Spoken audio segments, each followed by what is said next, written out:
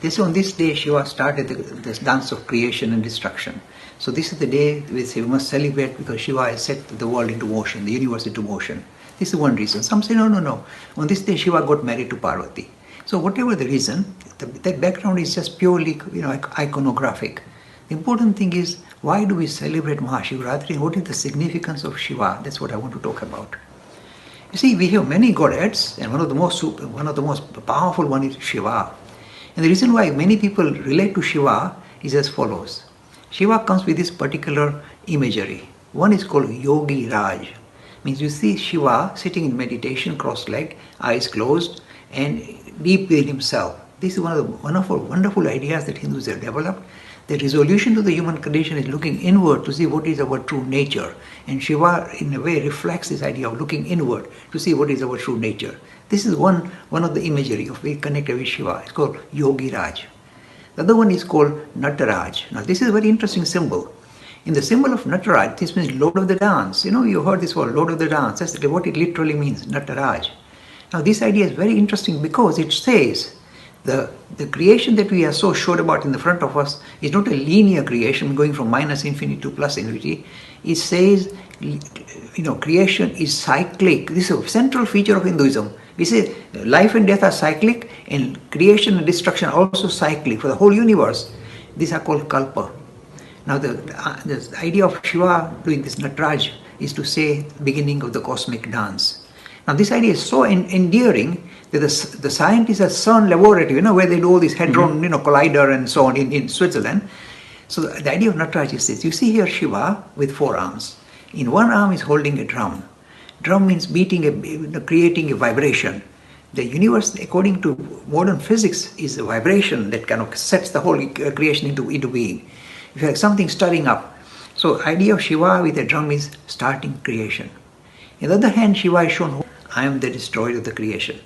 With the third hand, is giving boons, saying, look, I am also your protecting fire, protector, I look after you while you are here. This is the third hand. The fourth hand points at his own feet, saying, look, relate to the idea about your essential nature of the spirit, then you'll be released from the cycle of birth. The feet of Vishnu. Now this is, you say, okay, it's just nice, endearing figure, Mr. Lakhani, don't make a big thing out of it. I'm not here to score point with the Shiva tradition, but in the Shiva tradition, you'll never see Parvati massaging the feet of Shiva. Isn't it interesting? She always sits, close to him, is if you like, a companion of equal stature with Shiva. And this is depicted in this wonderful imagery of Ardhanarishwar. Means actually the ultimate reality is neither male nor female. We are both, everybody, every human being, everything is a mixture of, I feel like Shiva and Shakti, and Shiva and Parvati. This is called Ardhanarishwar. No other religion has given equal dignity to women as the Shiva tradition. Must point it out. Another endearing aspect of the Shiva tradition is this. Shiva is called Ashutosh, or in Gujarati, Bholanath. Ashutosh means easy to please. Very simple man, easy to please. At the drop of a hat, he'll give you boons. So this is another interesting aspect. Another difference between, say, the Vishnu tradition and the Shiva tradition is, in the Vishnu tradition, is called Hari. Kind of worship Hari. Hari means one who attracts. And you can see the image of Vishnu is very attractive. And you say, wow, your mind is immediately grabbed by the image of Vishnu. So it in a way attracts you with all the external rasmatas. With the Shiva tradition, it's opposite. It's called Hara. Hari, Hara. Hara comes from Sanskrit Harati. Means I'm not interested in external showmanship. I'm not interested in a lot of complicated liturgy. Just focus on the deeper vision regarding who you are. Ignore the externals. This is the Hara tradition or the Shiva tradition. Very simple, very limited liturgy or ritualistic practice. These are the interesting ideas of the Shiva tradition. And there are lots more I can talk about, but these are some of the main reasons why a lot of Hindus like to kind of relate to the idea of Shiva as ultimate reality, because their temperament is such, they are attracted to this kind of vision of ultimate reality rather than any other form.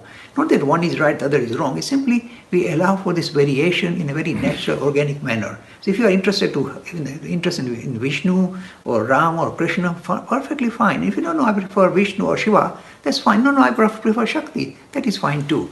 So we have this variation automatically visible in our tradition. And the idea of Yogi Raj is very interesting, saying that if you like, the resolution of the human condition is not some external, not a God in the heavens, it is your essential nature. So one of the most powerful things the Shiva tradition is, it says you can recite Shivoham, Shivoham. I am essentially Shiva. The external is a nuisance, but the real thing that is kind of trying to pop out through this frame is Shiva itself. This gives the highest dignity to human beings, equating human beings to the level of God. No other tradition comes anywhere near it. I'm telling you, even in the Hindu, in the variation within Hinduism, nobody else will talk like that. Shivoham, Shivoham, my essential nature is Shiva. These are endearing aspects of Shiva that a lot of people love.